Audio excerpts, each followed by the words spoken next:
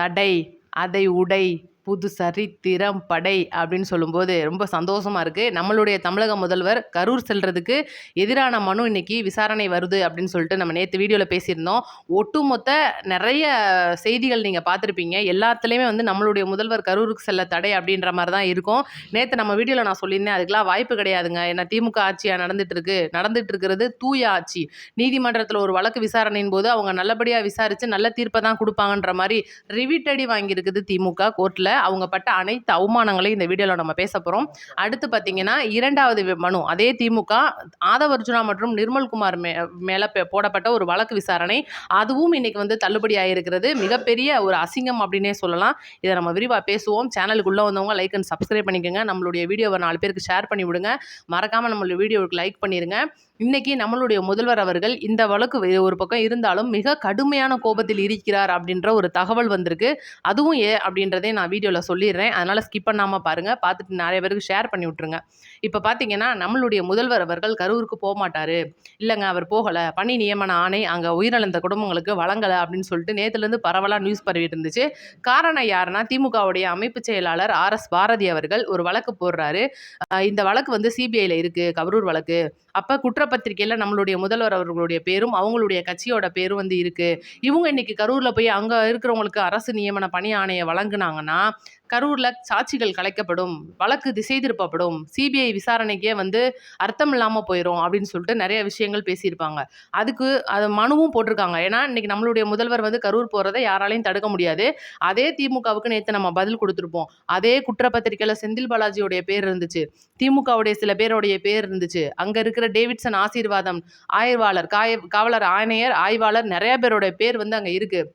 ஆனால் அவங்க போகிறதுக்கெலாம் தடை இல்லை. இன்றைக்கி முதல்வர் போகிறதுக்கு, அது போக கரூரில் நிறையா வேலைகள் சம்மந்தப்பட்ட விஷயத்துக்கு போகிறாரு, இதுக்கு மட்டுமா தடை? அது எப்படிங்க நீதிமன்றம் தடை கொடுத்துரும்னு சொல்லிட்டு நம்ம மட்டும் மறுத்து பேசியிருந்தது இன்றைக்கி உண்மையாக நடந்துருச்சு. நம்ம முதல்வருக்கான தடை எல்லாமே நீங்கிருச்சு, நீதிமன்றம் வழி விட்டுருச்சு அப்படின்னே சொல்லணும். அதே போல் பார்த்திங்கன்னா, ஆதவர்ஜுனா மற்றும் நிர்மல்குமார் அவர்கள் சில மேடைகளில் வந்து ஆதவர்ஜுனா ரொம்ப கோபமாக பேசியிருப்பார்.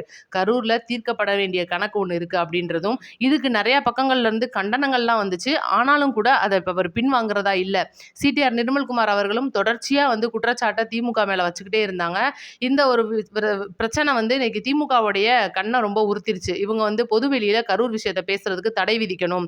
ஏன்னா கரூர் சம்பந்தப்பட்ட விஷயம் சிபிஐயில் இருக்குது. அவங்க மேடைக்கு மேடை வந்து திமுக மேலே குற்றம் சாட்டுறாங்க, திமுக விஜய் அவர்கள் மேலே குற்றம் சாட்டுறாங்க. நேற்று கூட பார்த்தீங்கன்னா, இந்த வழக்கு விசாரணை போய்கிட்டு இருக்கும்போது நயினார் நாகேந்திரன் அவர்கள் நம்மளுடைய தமிழக முதலமைச்சர் விஜய் அவர்கள் மேல பச்சை தண்ணி கூட அங்க இருக்கிற மக்களுக்கு கொடுக்கலன்னு ஒரு குற்றம் சாட்டியிருக்காரு.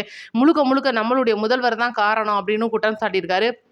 இவ்வளோ விஷயத்தை தாண்டி இந்த பேச்சுக்கள் எதுவுமே பொது மேடைகளில் பேசக்கூடாதுன்னு சொல்லிட்டு ஒரு தடை வாங்கினாங்க. அதையும் இன்னைக்கு நீதிமன்றம் தள்ளுபடி பண்ணிருச்சு. அப்போ எந்த தடையும் இந்த விஷயங்களில் இல்லை. திட்டமிட்டபடி 10ஆம் தேதி நம்மளுடைய முதல்வர் கரூர் செல்கிறார். அங்கு பாதிக்கப்பட்ட மக்களை பார்க்கிறார், குடும்பங்களை பார்க்கிறார். குடும்பங்களை பார்த்து அவங்களுக்கான அரசு நியமன பணி ஆணையை வழங்குறார். எல்லாருமே வந்து கேட்குறாங்க, சில பேர்லாம் வந்து டிஎன்பிசி குரூப் இப்போ படிக்கிறவங்கலாம் சும்மாவா, அப்போ முதல்வர் விஜய் வந்து இதை மட்டும் அவர் கொடுக்கலாமா அப்படின்லாம் யோசிக்கும் போது எல்லாருக்கும் கொடுக்கல. அங்கே வந்து இருக்கிற பட்டதாரிகளுக்கு, படித்தவங்களுக்கு, அந்த குடும்பத்தில் இருக்கிற இளைஞர்களுக்கு மட்டும்தான் தேர்ந்தெடுத்து கொடுக்குறாங்க. ஒரு சில பேர்லாம் பார்த்தீங்கன்னா, குடும்பங்களில் பெரிய இளைஞர்கள் இல்லாமல் இருப்பாங்க. அந்த வீடுகளுக்கெல்லாம் வந்து பண உதவி ஆல்ரெடி பண்ணியிருக்காங்க. வேறு அவங்களுக்கு என்ன பண்ண முடியுமோ அதை தான் பண்ணுவாங்களே தவிர எல்லாருக்கும் 41 குடும்பங்களுக்கும் அரசாணை வழங்கப்படலை. அதுதான் முதல் முக்கிய ஒரு குறிப்பாக நம்ம பார்க்க வேண்டியது. இதை வந்து எல்லாருமே தெளிவாக சொல்லியிருக்காங்களா அப்படின்னு கேட்டிங்கன்னா கிடையாது. பூரா உருட்டுகளாக தான் இருக்குது. அடுத்து பார்த்தீங்கன்னா, குதிரை பேர வழக்கை பற்றி நம்ம பேசியே ஆகணும். இந்த குதிரை பேர வழக்குக்கும் இன்னைக்கு செந்தில் பாலாஜி தேடப்பட்டிருக்கிறதுக்கும் தாண்டி இந்த வழக்கில் நீதிமன்றத்தில் மு.க. ஸ்டாலின் அவர்களுடைய பேர் வந்து இன்னைக்கு அடிக்கடி அடிபடுது. சொல்ல முடியாது, அவரும் கூட வழக்கில் சேர்றதுக்கு அதிக வாய்ப்பு இருக்குது. ஏன் அப்படின்றதையும் சொல்லிடுறேன். மு.க. ஸ்டாலின் அவர்கள் ஒரு கல்யாணத்தில் ரொம்ப அழுதுகிட்டு இருக்கும்போது ஒரு வார்த்தையை சொல்லிட்டாரு, இந்த ஆட்சி 3 அல்லது 6 மாதத்துக்குள்ள கலைஞ்சிரும் அப்படின்னு சொல்றாரு. அடுத்தடுத்து பார்த்தீங்கன்னா, குதிரை பேரத்தில் அடுத்தடுத்த திமுக சார்ந்த நபர்கள் இன்னைக்கு சிக்கிக்கிட்டு இருக்காங்க. செந்தில் பாலாஜி, ஏவா வேலுலாம் எங்கே இருக்காங்கன்னு தெரியல. அனிதா ராதாகிருஷ்ணனுடைய பேரை நேற்று ஸ்ரீவைகுண்டத்தோட எம்எல்ஏ அவர்கள் வெளிப்படையாக ஆடியோவோட கொடுத்துட்டாரு. அப்போ இவ்வளோ விஷயங்கள்ல இன்னைக்கு எம்எல்ஏக்கள், பழைய திமுக நிர்வாகிகள், இன்னைக்கு இப்போ இருந்துகிட்டு இருக்கிற மாஜி அமைச்சர்கள் எல்லாரும் சிக்கும்போது ஏன் இதில் மு.க. ஸ்டாலினுக்கு பங்கு இருக்கக்கூடாது? அப்போ அதனால தான் அவர் வெளிநாடு கூட இப்போ போய் தனியாக இருக்காரா அப்படின்ற கேள்விகள் வந்து நம்மளுக்கு நிறையா வந்துச்சு. அப்படி இருக்கும்போது இன்னைக்கு ஸ்டாலின் அவர்களுடைய பேரும் அந்த வழக்கில் சேர்க்கப்படுறதுக்கு அதிக வாய்ப்புகள் இருக்கும் அப்படின்றது தான் இன்னைக்கு உண்மை. ரைட்டு. இப்ப வந்து நம்மளுடைய முதல்வர் அவர்கள் ரொம்ப கடும் கோவத்துல இருக்காருன்னு சொன்னேன் பார்த்தீங்களா? அது ஏன் அப்படின்றத நான் சொல்லிர்றேன். அமைச்சர் கீர்த்தனாவுடைய விஷயம். இன்னைக்கு எல்லாருமே நேத்துலேருந்து பரவலா பார்ப்பீங்க. அவங்க வந்து ஒரு ஸ்கூலுக்கு போறாங்க. பெரிய மேல்நிலைப்பள்ளி ஸ்கூல் தான். அங்க போயிட்டு அந்த குழந்தைங்க கிட்ட இங்கிலீஷ்ல பேசுறாங்க. பேசின கையோட அந்த குழந்தைங்க வந்து அதுக்கு பதில் சொல்றதுக்கு கொஞ்சம் திணர்றாங்க. அது நம்மளே பார்க்க முடிஞ்சுச்சு. அப்ப அந்த கீர்த்தனா அமைச்சர் வந்து டீச்சர்ட்ட கேட்குறாங்க. ஃபர்ஸ்ட்டு ஒரு பெஞ்சில இருக்கிற மாணவியே இந்த மாரி திணறி சொல்லும்போது, லாஸ்ட் பெஞ்சில இருக்கிற மாணவிகள்லாம் எந்த அளவுக்கு திணறுவாங்க? "என்ன டீச்சர் சரியா சொல்லிக் குடுக்குறீங்களா?" அப்படின்னு சொல்லி ஒரு கேள்விய முன்வைக்கிறாங்க. இது பயங்கர விமர்சனமா வந்து பேசப்பட்டுட்டு இருக்கு. அப்ப அந்த குழந்தைங்களோட மனச வந்து அது பாதிக்குது. அவங்களுக்கு அந்த இங்கிலீஷ் சரளமா வரலன்றது வந்து அவங்களுக்குள்ள வந்து ஒரு தாழ்வு மனப்பான்மை ஏற்படுத்துதுன்னு சொல்லிட்டு நெறைய பேர் சொல்லியிருந்தாங்க. உண்மையும் அதுதான். அமைச்சர் கீர்த்தனா அவர்கள் பண்ணுனது இந்த விஷயத்துல சரி கிடையாது. இதுல நம்ம முட்டுக் குடுக்க வேண்டிய அவசியமே இல்ல. ஆனா, அதுக்கு இன்னைக்கு அவங்க ஒரு விளக்கம் குடுத்துருக்காங்க. ஏன்னா, விஷயம் நம்மளுடைய முதல்வர் அவர்களுக்கு போயிருக்கு. அவங்க குடுக்குற விளக்கம் என்னன்னு பார்த்தீங்கன்னா, இந்த அமைச்சர் கீர்த்தனா அவர்கள் இதே ஒரு சிவகாசியில ரொம்ப சாதாரண கவர்மெண்ட் ஸ்கூல்ல படிச்சு இன்னைக்கு முன்னுக்கு வந்தவங்க. நான் வந்து நெறைய மொழிகள்லாம் நான் படிக்கலங்க. தமிழ் வழியில படிச்சு தான் இன்னைக்கு நான் அமைச்சரா இருக்கேன். அதுக்கப்புறம் வந்து நான் வளர்ந்ததுக்கப்புறம் கத்துக்கிட்டது தான் இந்த இங்கிலீஷ்லாம். அதனால என்ன மாதிரி அந்த குழந்தைங்க வந்துறக்கூடாதுன்றதுக்காக தான் அவங்களுக்கு இப்பவே அந்த இங்கிலீஷ் நாலேட்ஜ சொல்லிக் குடுங்கன்னு நான் வலியுறுத்தினேன். அப்படின்னு அவங்க விளக்கத்த குடுத்துருக்காங்க. இந்த விளக்கத்த வந்து ஏத்துக்கிறது, அவங்க ஏத்துக்காதது அப்படின்றது மக்களுடைய கருத்து, விமர்சகருடைய கருத்து. நம்ம கடந்து போயிருவோம். தப்பு, தப்பு தான். நெற்றிக்கண் திறப்பினும் குற்றம் குற்றமேன்றது அதுல வந்து கண்டிப்பா சொல்லி தான் ஆகணும். அடுத்து நம்ம முதல்வர் அவர்களுடைய கோபம்னு கேட்டிங்கன்னா, அப்ப விருதுநகருடைய அமைச்சர், பொறுப்பு அமைச்சரா இருக்கிறவங்க ஜெகதீஸ்வரி அவர்கள் மகளிர் நலன் துறை அமைச்சர் அவங்க. பார்த்தீங்கன்னா, கீர்த்தனா சிவகாசியுடைய ஒரு பொறுப்பு அமைச்சரா இருக்கிறவங்க. ஒரு மாவட்டத்தில 2 அமைச்சர் அப்படின்றது ஏற்கனவே பஞ்சாயத்தா போய்க்கிட்டு இருக்கு.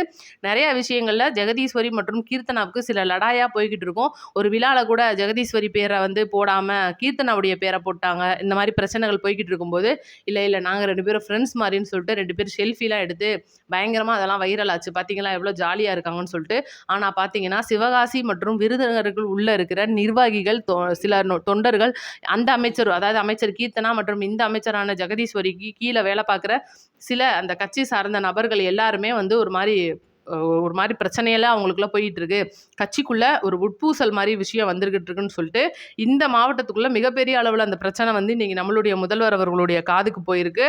ஆல்ரெடி சரத் அவர்களுடைய அந்த போதை விஷயம், அது என்ன ஏது அப்படின்றது இன்னும் விசாரணையில இருக்கு அப்படின்றதும் அடுத்து இந்த மாரி ஒரு விஷயம் வர்றது. அப்படி இருக்கும்போது நிர்மல்குமார் அவர்கள் மேடையில பார்த்தீங்கன்னா, மதுரையில எம்எல்ஏக்கள் இல்லாம ஒரு விஷயத்த தொடங்கி வைக்காம அப்படியே கிளம்பியிருப்பாரு. இந்த விஷயங்கள்லாம் நம்மளுடைய முதல்வர் அவர்களுடைய பார்வைக்கு மிக கடுமையான கோபத்த குடுத்துருக்கு அப்படின்ற ஒரு தகவல் சொல்றாங்க. கண்டிப்பா இது வந்து அடுத்த பட்ஜெட் கூட்டத்தொடருக்கு முன்னால பனையூர்ல மிகப்பெரிய அளவுல அமைச்சர்கள் மற்றும் எம்எல்ஏக்களை 2 கட்டமா சந்திச்சு, அவங்களுக்குள்ள இருக்கிற அந்த உட்கட்சி பூசல்கள், அவங்களுக்குள்ள இருக்கிற மன குறைகள் இது எல்லாத்தையும் வச்சு தீர்த்து குடுக்கணும் அப்படின்ற ஒரு முடிவோட இருக்காரு அப்படின்றதும், இவங்கள தனிப்பட்ட முறையில ஃபோன்ல கூப்ட்டு, இதெல்லாம் எனக்கு பிடிக்காது. இந்த மாரி வேலைகள்லாம் பண்ணாதீங்க. அவங்கவங்களுக்கு குடுக்கப்பட்ட வேலைய சரிவர செய்யுங்கன்னு சொல்லி ரொம்பவே கடுமையா பேசியிருக்காரு அப்படின்றதும் ஒரு தகவலா வந்திருக்கு. நீதிமன்றத்துல அடுத்த ஆப்பு வாங்குன திமுக, அன்பானந்தன் அரியப்பன் டிஎம்கே உடைய அந்த ஜென்சி செயற்பாட்டாளர், ஒருங்கிணைப்பாளர்ன்னு சொல்லலாம். அவன வந்து பார்த்தீங்கன்னா, சில வீடியோக்கள் நம்மளுடைய முதல்வருக்கு எதிரா பேசினது, தமிழக வெற்றி கழக பெண்களை இழிவா பேசினது, ஆபாசமா சில இடங்கள சித்தரிச்சது, இவங்களுக்கெல்லாம் வந்து இவ்வளோதான் அரகுர புத்தி, தற்குறி அப்படின்ற வார்த்தைகள் எல்லாம் தாண்டி ரொம்ப மோசமான வார்த்தைகளை போட்டு வந்து வீடியோ ரெடி பண்ணுறது. இந்த ஜென்சிக்குள்ள இதுதான் வேலை. அவங்க பூராமே புறம்போக்குகன்றது நமக்கு தெரியும். அதனால இவங்களுக்குள்ள இருக்கிற பிரச்சனைகளை வந்து களையணும். ஏன்னா ரூ. 200 பூரா வந்து எல்லா வேலையும் பண்ணுவாங்க அப்படின்றனால சும்மா கட்சிக்குள்ள இவ்வளோ வேலையும் பண்ணுவாங்கன்றனால இது நம்மளுக்கு அவங்கள பிடிக்காமே இருந்துச்சு. இந்த அன்பானந்தன் அரியப்பனுக்கு நைட்டு 12 மணிக்கு காவல்துறை வந்து வீட்டுக்கு போறாங்க. ஏன் போறாங்கன்னா, தமிழக வெற்றி கழகத்தை சார்ந்த நிர்வாகிகள் அவங்க மேல கம்ப்ளைண்ட் குடுத்துருக்காங்க. அவன அரெஸ்ட் பண்றதுக்காக போனாங்க. போன இடத்துல அவன் அப்ஸ்டாண்ட் ஆளு. கக்கூஸ்குள்ள ஒளிஞ்சிருந்தானா, இல்ல எங்கேயும் போய் படுத்துட்டானா அப்படின்றது தெரியல. ஆள் இன்ன வரைக்கும் கண்டுபிடிக்கல. இவ்வளோ அதுக்கப்புறம் ஜென்சி கூட்டம்லாம் நடந்துச்சு. இந்த ஜூலி பயவுல எல்லாம் தெரிஞ்சுச்சு. ஆனா பாருங்க இவன மட்டும் காணா. அந்த ஊடால கூட ஒரு தொடப்பக்கட்டைய கூட அரெஸ்ட் பண்ணி காலையில அரெஸ்ட் பண்ணி சாயந்தரம் விட்டுட்டாங்க. ஆனா இவன் வந்து பயந்து போய் முன்ஜாமீன் மனு தாக்கல் பண்ணியிருந்தான். அவனோட மனுவை இன்னைக்கு காவல்துறை வந்து நீதிமன்றம் வந்து விசாரணை பண்ணுனதுல முன்ஜாமீன் மனுவை தள்ளுபடி பண்ணிட்டாங்க. ஆளு இப்ப எங்க இருக்கிறாப்லன்னு தெரியல. இல்ல செந்தில் பாலாஜி கூட ஓடிட்டானா அப்படின்றதும் தெரியல. முழுக்க முழுக்க இன்னைக்கு சாயந்தரத்துக்குள்ள காவல்துறை அவனை கைது பண்ணிருவாங்க அப்படின்றது ஒரு தகவலா வந்திருக்கு. இந்த அன்பானந்தன் அரியப்பனை பொறுத்த வரைக்கும் முழுக்க முழுக்க பொறுக்கி பைய அப்படின்றதும் அந்த ஏரியாக்குள்ள இருக்கிற விஷயங்கள்ல, திமுகக்குள்ள சில நடக்கிற சலசலப்புகள்ல, அந்த பெண்கள் விஷயத்துலலாம் வந்து இவன் மோசமானவன் அப்படின்ற தகவல் வந்து சமூக வலைதளங்கள்ல பயங்கரமா பரவிக்கிட்டு இருக்கு. இதனால தான் நைட் நேரத்துல அவனை தூக்குறதுக்கு போலீஸ் போயிருக்காங்க அப்படின்றதும், இது வந்து என்னமோ வந்து சுதந்திர போராட்ட தியாகியை வந்து போலீஸ்காரங்க தூக்க வராங்கன்னு சொல்லிட்டு இந்த ஜூலி, இன்னும் சில தொடப்பு கட்டைகள்லாம் வந்து போராடினதெல்லாம் நம்ம பார்த்திருப்போம். உதயநிதியே வந்து சப்போர்ட் பண்ணியிருந்தாருங்க. அதுக்கப்புறம் தான் விஷயம் தெரிஞ்சதுக்கப்புறம் அவரும் வந்து அவ்வளோதான் அமைதியாயிட்டாரு. ஆத்தி இவ்வளோ பெரிய வேலையெல்லாம் பார்த்துருக்கானா, நல்ல வேளை இவனுக்கு நம்ம சப்போர்ட் பண்ணி நம்மள தூக்க தெரிஞ்சாய்ங்க அப்படின்னு சொல்லிட்டு பயந்து போனாப்ல.